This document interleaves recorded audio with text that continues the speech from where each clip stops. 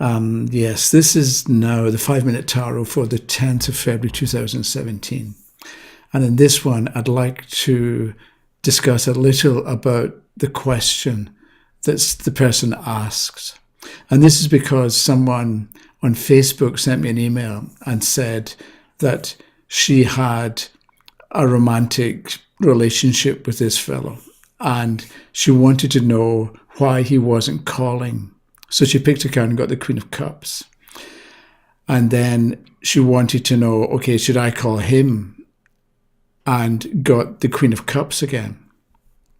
So she wanted to know a second opinion on what was going on and what it could mean.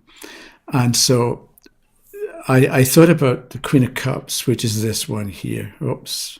Okay, the Queen of Cups. This woman sitting, looking, maybe not very happy looking. But anyway.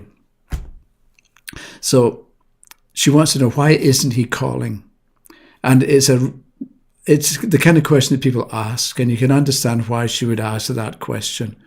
Like, why isn't he calling? So the answer is the Queen of Cups.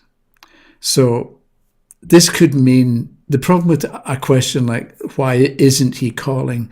There can be 1,000 different answers from that one card. Because the Queen of Cups could mean he's got another girlfriend. Right, and the reason that he's not calling is because of this other woman who's represented by the Queen of Cups. But the Queen of Cups is an older woman, so it could be his mother, right? So he's having to deal with his mother who's got problems at the moment and is taking up his time, and so he hasn't really got time to call her, and it's nothing to do with her, it's the mother.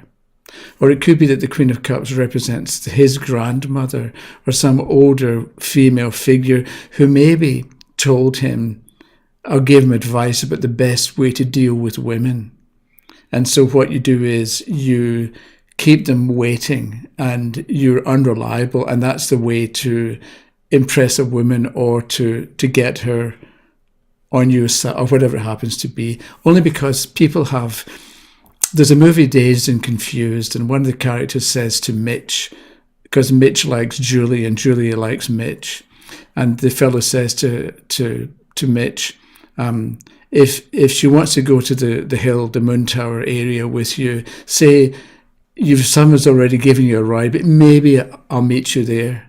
It sounds stupid, doesn't it? But it works. That's what the fellow says to Mitch.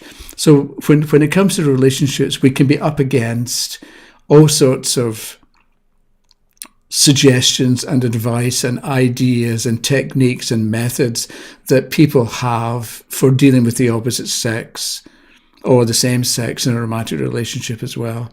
But, you know, a lot of them are just stupid or not that effective. Or maybe they work for that person, but they're not going to work for you or for somebody else who isn't built the same way as the person who's giving the advice. So when somebody asks a question like, why isn't he calling me? You know, understand that that's a really difficult question because there are so many different answers. We don't know what the answer could be. So in that case, I think we should answer the questions that people ask and not make them change the question to suit us because we have a preference for the kind of question, like we won't answer yes and no, or people have their own preferences. But maybe when you know that why isn't he calling can be too open-ended, maybe you suggest, okay, what about choosing do a past, present, future, 3 cards, your relationship in the past, now, and in the future. So if you get you look at the present and the future to get an idea of, let's say the present card shows restriction and delay and awkwardness or lack of contact, but the card for the future shows the same kind of thing, then you know it's not going to get better. But if the card for the future shows celebration and happiness and so on, then you know that, okay, he may not be phoning you at the moment, but don't worry about it. It's just a passing thing. There are good reasons for it, but he's going to get in touch with you soon. So with a question like, why isn't he calling? Maybe a past, present, and future would be a better way of answering the question rather than picking one card. And the other thing is, the second card was, okay, should I call him? And the answer was, again, the Queen of Cups. And I think with questions like, should I or shouldn't I, you're looking at an upright card means yes, and an upside down card means no.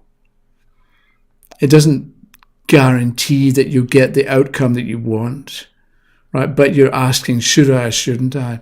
So because the woman said, should I call him, and got the Queen of Cups upright, then the answer is yes, you phone him and see what's going on. It doesn't mean that he's going to be pleased to hear from you, or that the relationship will develop further, because maybe he just doesn't want to talk to you anymore. But you asked, should I? If the card is upright, yes, you should. So do it and see what happens. If the card had been the Queen of Cups upside down, the answer is no. Leave it alone for the time being. And if you were supposed to phone him, you would have got an upright card. If you're not supposed to phone him, you get an upside down card. But again, that second question, instead of should I phone him, if she had said, what's going on between us, and had got the Queen of Cups, because she's the woman, what's going on between them depends on her. So whatever she wants, she's going to get. So she ought to think about what she actually wants from this fellow. Is he a long-term possibility, or has he got certain faults that she doesn't really like, but she puts up with for the moment because it's better to have somebody than nobody? Or does she really, truly, deep down want him for, the rest of her life? In which case, you've got a different starting point for understanding the Queen of Cups. That was it. I'll probably pick a card at random tomorrow. So thank you for watching. And that's it. Goodbye.